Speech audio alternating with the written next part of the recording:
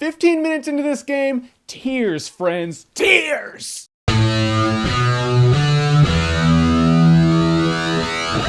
The Last of Us, with apocalypse scruff, because it's necessary. So The Last of Us is a post-apocalyptic survival horror game brought to us by the studio that gave us the Uncharted series. Different creative director behind the game, but you can still tell this is the same studio that gave us Uncharted. And in The Last of Us, it's been 20 years since civilization itself fell to this parasite that turns people into weird parasitic zombie-like things that aren't actually undead, but they're still zombie-like enough for me to call them zombie-ish people. And now there are quarantine zones. You don't feel like the entire government's fallen. There is still a presence of authority in the United States, at least. But for the most part, yeah, shit's terrible. And Joel, the guy you play as, has to escort this 14-year-old girl named Ellie across post-apocalyptic America. And from there, we have ourselves a sweet-ass game. First of all, let's talk about the graphics. The graphics in this game are fucked up good. They're so good. I don't think I've seen graphics this good on the PS3. The lighting, the shading, the motion capture of the characters, the way their facial expressions and their mouths move to what they're saying, they feel like real people. There's this cutscene where you're driving a car and the camera's looking in at you from outside the windshield, and it's raining and the rain's hitting the windshield and you're like, that's rain. Like legit rain, I'm telling you. This game looks great. The scenery in this game is crazy too. I mean, when you're outside, you're looking up at the buildings are all leaning on each other. You're like, there's just nothing left of humanity. It's all gone. It looks and feels like the apocalypse. After that, the gameplay's awesome. Familiar? Yeah. Awesome? Absolutely. The game is a survival horror game. It's almost like Naughty Dog was like, hey, Capcom, we're gonna show you something. We're gonna show you that survival horror still works. You don't need to take your survival horror franchise and turn it into an action franchise. Watch, hey, Last of Us. Weapons and gameplay, all top notch. Most games like this, you either have your entire arsenal that you've come across right at your fingertips, or they do the thing where you can pick and choose two guns, and those are the guns you have to work with. This goes somewhere in the middle. You do have a couple guns that you have to choose from among your arsenal, but those are just on your hotkeys. You have the rest of your weapons in your backpack. You can't just change them out at the push of a button. You can pick a couple that you can change out at the push of a button. But if you're like, all right, I want my pistol and my shotgun, not my rifle, you have to hold X. He goes into his backpack. Then you put the gun you want into your hotkey, and now you have those two guns to choose from. So you have your arsenal, but not all of your arsenal is on one button change out. That was a good way to do it because it also makes sense. If you're in a post-apocalyptic world and you come across a gun, you're not gonna be like, I'm sorry,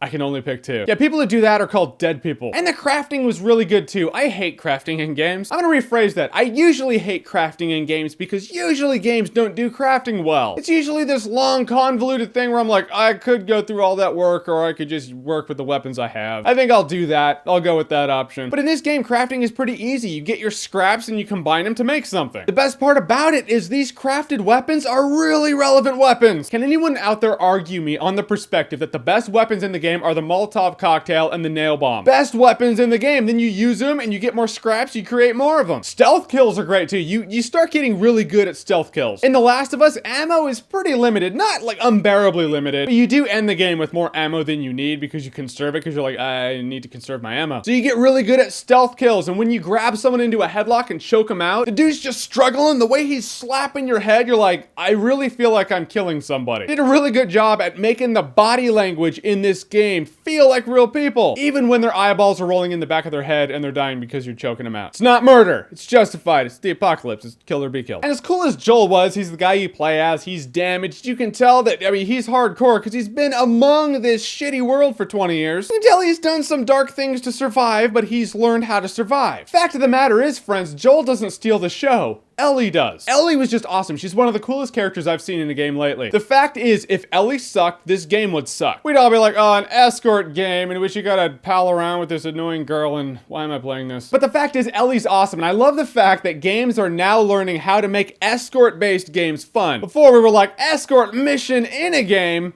I don't like this mission. But in BioShock Infinite, this chick's just throwing ammo for you. Like, here, I found these things for you. You're like, best escort ever. I mean, escort as in the mission, not saying she's an escort. And now we have Ellie, and Ellie's not like this really reserved, nice girl that you know is gonna get corrupted from the situation. She was born after a civilization fell, so she knows this world. She has attitude, she swears, she says what's on her mind. She has heart, is the word I'm looking for. The girl has heart. She is the best young adult I've seen in a game ever in my life. Yeah, I'll phrase it like that. I don't think that's offsides. I love character growth, and this game did character growth very well with Ellie. And I'm telling you, in the game itself, there were a few times I was welling up. I was like, sad. Not just sad, I'm not saying it was sad, but it was touching. There were just touching moments in the game where you're like, damn. And everyone's shitty in this game. Like they're assholes. There are a couple of nice-ish people you meet in the game, yeah, for sure. But I guess the game's so based in reality that they can't be too nice. No one in this game is ever like, oh yeah, I'm a perfectly great human being and I'll never irritate you. I like that. I take notes in this game and I'm like, okay, humanity falls. Let's just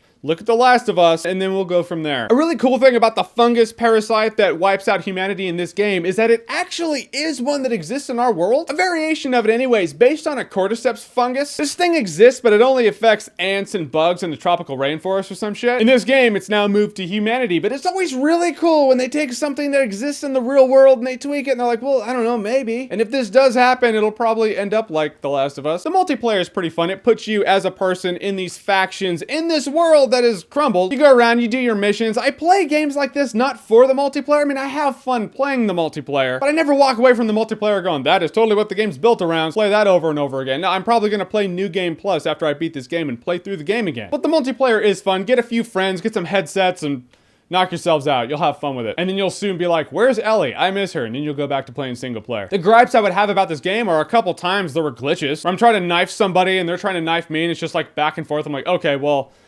no one's knifing anybody because the game's glitching out. But every game has glitches. And it has that Uncharted type annoyance too, where you get someone right in your crosshairs and then they don't see you, but they just move and you're like, I just got your head in the headshot crosshair. And you just moved at that particular time. I was using the bow and arrow. I love the bow and arrow. You have to get used to the bow and arrow, so you do need to practice with it to get good with it. But when you're good, you're like, I'm Turok the Awesome. I'm Ego my Legolas. In any case, I drew the bow and arrow back and I put this thing right at this guy's head. There were a few people, none of them saw me. They were all facing away from me. Right when I got this thing on this guy's head and I was gonna headshot him, he and everyone else in the room just dropped to the ground. It's like they went down to tie their shoes. I'm like, right then and there, that's when you did it? Come on, game, don't irritate me like that shit. I know some people are like, well, maybe they did see you. Trust me, I played through the game. I know the system of the game. They didn't see me. That happens quite a few times, right? When you get someone right in your crosshairs, like headshot, they'll somehow duck and weave. He's gonna get right there, right on the crosshair, and then he stops and looks around and maybe goes the other way or just looks back and you're like,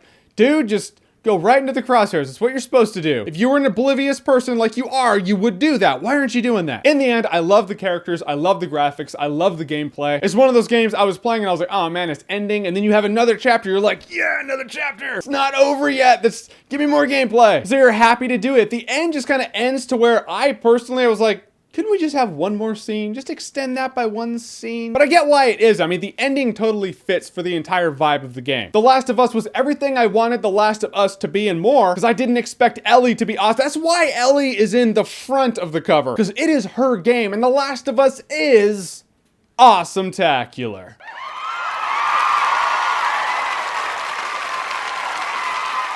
Haven't given that rating to a lot of movies this year, but it's good to give it to games. If I can break it down for you, it is like this. It's like the Telltale Walking Dead game had a kid with Resident Evil 4. Two great games came together to make one great game. The world is good today, my friends, because we have The Last of Us. All right, so The Last of Us, have you played it and what did you think about it? Whatever you thought, comment below, let me know. And as always, if you like what you've seen here and you want to see more, click right here to see more.